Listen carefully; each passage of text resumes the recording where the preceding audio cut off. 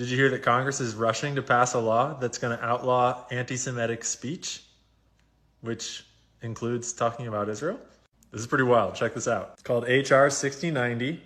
It just passed the House. It's basically expanding on and re-clarifying the Civil Rights Act of 1964 to outlaw anything that meets the definition of anti-Semitism as laid out by the IHRA. This definition they adopted in 2016. And they specify that this includes the contemporary examples of anti-Semitism that we're about to look at. This bill is like specific to any government institutions or any institutions that get government money, like universities. So correct me if I'm wrong, but I'm reading this as you can get kicked out of university now if you do any of these things. It's from the IHRA website. This is the one that was adopted in 2016. That was originally written as a non-legally binding working definition that is about to be legally binding. Here's some of those examples that they were talking about in the bill.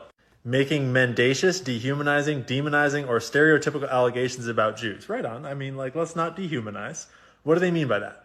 Such as, especially but not exclusively, the myth about a world Jewish conspiracy, or of Jews controlling the media, economy, government, or other societal institutions. We'll come back to that.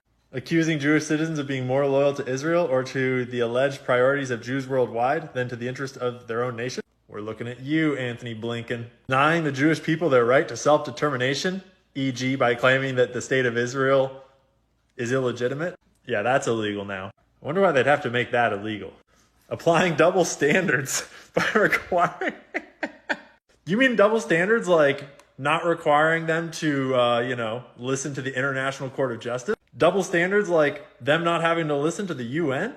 Double standards like bombing civilians isn't a war crime? I mean, we would never want to apply double standards to Israel, obviously. I'm not going to read that one. Holding Jews collectively responsible for the actions of the state of Israel.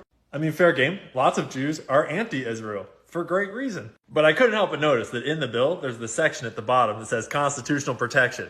Nothing in this act shall be construed to diminish or infringe upon any right protected under the First Amendment of the Constitution of the United States. Boom! Game on, baby! So I figured I'd exercise a bit of that free speech in the First Amendment of the United States of America Constitution, of which I am a citizen, and point out that these are the only 7 senators in the U.S. Senate that have not taken AIPAC money.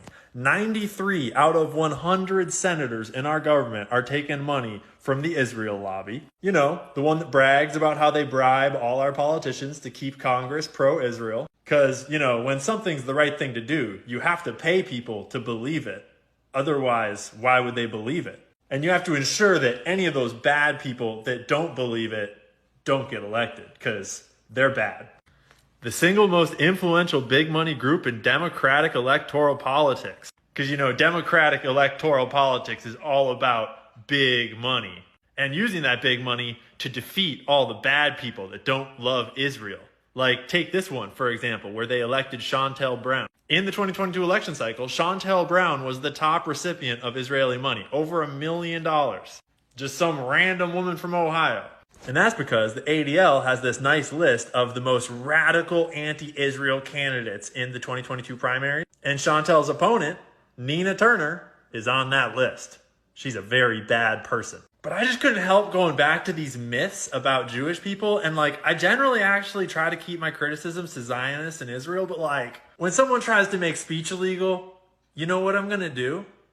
Is I'm going to do that speech. Because you can go fuck yourselves. That's why. And I would use that speech to point out that Google was founded by 3 Jewish people. The New York Times was founded and owned by a Jewish family, the Sulzbergers.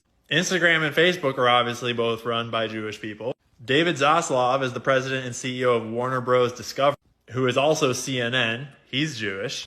Bob Iger, CEO of Disney. He's Jewish. Just a quick reminder how much Disney owns. We're talking FX, Marvel, ABC, ESPN, National Geographic, Pixar. They even own Star Wars. Brian Roberts, CEO of Comcast. Remember, Comcast owns NBC, MSNBC, all those. He literally goes to Israel every year to compete in the Jewish Olympics, the Maccabiah Games. Brian Levine is the CEO of Paramount Pictures and Nickelodeon. He's Jewish. The Newhouse family owns Advanced Publications. They're Jewish.